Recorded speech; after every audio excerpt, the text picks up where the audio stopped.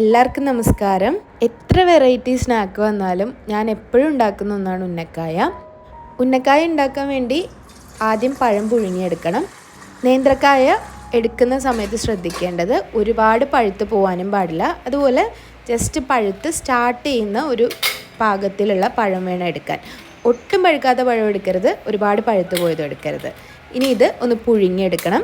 പുഴുങ്ങിയതിന് ശേഷം ഇത് നന്നായി ആറി വരാൻ വെയിറ്റ് ചെയ്യണം. ഈ സമയം കൊണ്ട് ഇതിലേക്കുള്ള ഫില്ലിങ് തയ്യാറാക്കാം. ഒരു ചുവട് കട്ടിയുള്ള ഒരു പാൻ എടുക്കുക. അതിലേക്ക് 1 ടേബിൾ സ്പൂൺ നെയ്യ് ഒഴിച്ചു കൊടുക്കുക. 2 ടീസ്പൂൺ പഞ്ചസാരയിൽ ഒരു 2 ഏലക്കായും കൂടി ചേർത്ത് പൊടിച്ചതും 2 ടീസ്പൂൺ ക്രഷ് ചെയ്തിട്ടുള്ള കാഷ്യൂനട്ടും ചേർത്ത് കൊടുക്കാം. ഇതിലേക്ക് ഒരു മുട്ട പൊട്ടിച്ചൊഴിക്കാം.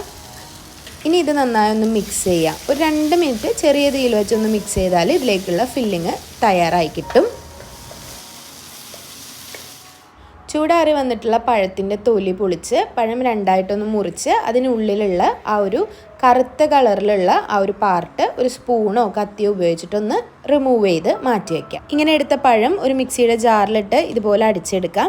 അല്ലെങ്കിൽ ഹാൻഡ് ബീറ്റർ ഉണ്ടെങ്കിൽ ബീറ്റ് ചെയ്തെടുക്കാം. അല്ലെങ്കിൽ നമുക്ക് കൈ കൊണ്ട് കുഴച്ചെടുക്കാം. അത് നിങ്ങൾക്ക് ഏതാണോ സൗകര്യം അതുപോലെ ചെയ്തെടുക്കാം. ഇതൊരു മീഡിയം പഴുപ്പുള്ള പഴം ആയതുകൊണ്ടാണ് മിക്സിയുടെ ജാറിലിട്ട് ഞാൻ അടിച്ചെടുത്തത്. ഇനി ഇത് നല്ലപോലെ ഒന്ന് കുഴച്ചെടുക്കണം.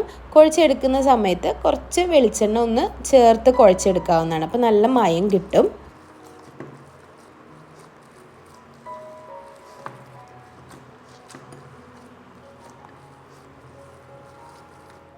ഇനി ഇങ്ങനെ കുഴച്ചെടുത്ത പഴത്തിൽ നിന്ന് ഒരു സ്പൂണ് ആ ഒരു പഴം മിക്സ് എടുക്കാം.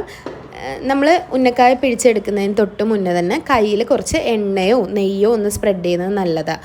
അതിനുശേഷം ഇതുപോലെ ഒന്ന് പരത്തിയിട്ട് നമ്മൾ തയ്യാറാക്കി വെച്ചിട്ടുള്ള ഫില്ലിങ് അതിൻ്റെ ഉള്ളിൽ വെച്ച് കൊടുക്കുക.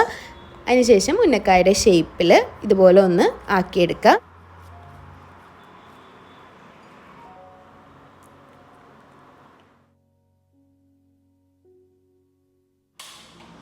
ചുവട് കട്ടിയുള്ള ഒരു ചീനച്ചട്ടിയിൽ നല്ലപോലെ എണ്ണ ഒഴിച്ച് വെളിച്ചെണ്ണ ഒഴിച്ച് പൊരിച്ചെടുക്കുന്നതാണ് നല്ലത്. അതും ഡീപ്പ് ഫ്രൈ ചെയ്തെടുക്കുന്നതാണ് ഉന്നക്കായ പോലുള്ള സ്നാക്കിന് നല്ലത്.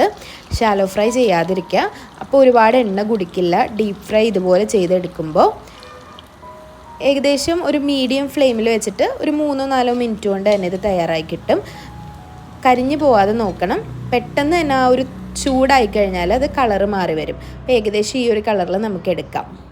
അപ്പോൾ ഈ ഒരു സ്നാക്ക് ട്രൈ ചെയ്ത് നോക്കുക. അഭിപ്രായങ്ങളൊക്കെ കമൻറ്റ് ബോക്സിൽ അറിയിക്കുക. ഇനിയും ഇതുപോലുള്ള നല്ല റെസിപ്പീസായിട്ട് കാണാം. അതുവരേക്കും താങ്ക് യു.